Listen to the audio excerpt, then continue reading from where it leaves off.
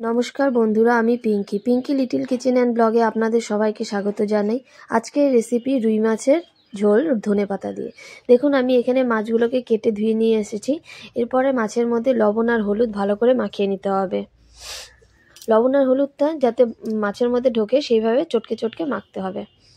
এরপর আমি মিক্সির মধ্যে টমেটো, কাঁচা লঙ্কা, পেঁয়াজ ভালো করে বেটে নেব।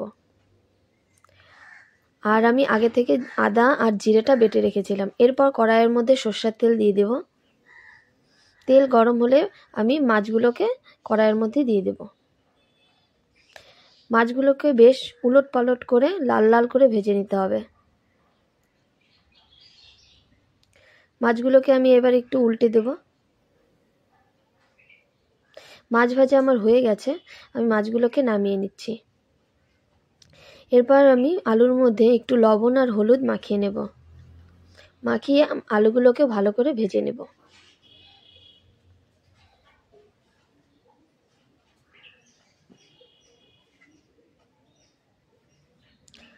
আলুগুলো বেশ আমার লাল লাল করে ভাজা হয়ে গেছে। আলুগুলোকেও এখন আমি নামিয়ে নিচ্ছি।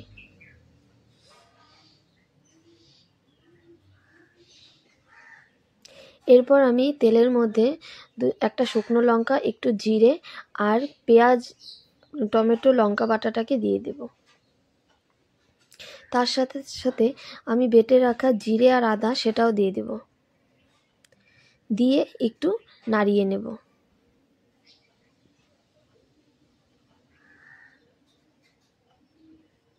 এরপর এখানে একে একে আমি একটু গুঁড়ো মশলা দিব, যেমন স্বাদমতো নুন, একটু হলুদ দিয়ে একটু নাড়িয়ে নেব। মশলাটাকে ভালো করে কষাতে দিতে হবে। আস্তে জাল দিয়ে ভালো করে মশলাটা কষিয়ে নিতে হবে। এরপরে একটু চিনি দিয়ে দিলাম ব্যালেন্সটা ঠিক হওয়ার জন্য।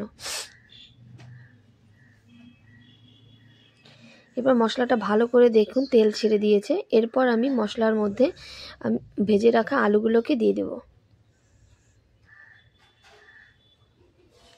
আলু দিয়ে মশলাটাকে ভালো করে কষে নিতে হবে।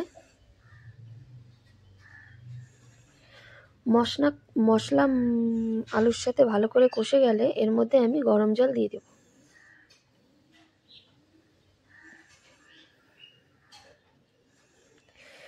জলটা একটু ফুটে এলে আমি মাছগুলোকে দিয়ে দিলাম।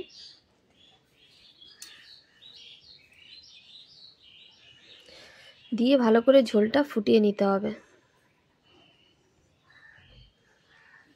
ঝোলটা একদম পাতলাও হবে না, একটু গাঢ়ও হবে না। দেখুন আমার ঝোলটা ভালো করে ফুটে এসেছে। এরপরে আমি কিছুটা ধনেপাতা কেটে রেখেছি, সেই ধনেপাতা কুচিগুলোকে দিয়ে দেব ঝোলের মধ্যে। আমার ঝোল কমপ্লিট হয়ে গেছে। এবার আমি ঝোলটা নামিয়ে নেব। আমার রান্নাটা যদি আপনাদের ভালো লেগে থাকে তাহলে প্লিজ আপনারা বাড়িতে ট্রাই করবেন এভাবে। আর আমার চ্যানেলটিকে লাইক, কমেন্ট, শেয়ার করে সাবস্ক্রাইব করে দেবেন। আমার পাশে থাকবেন প্লিজ। ধন্যবাদ।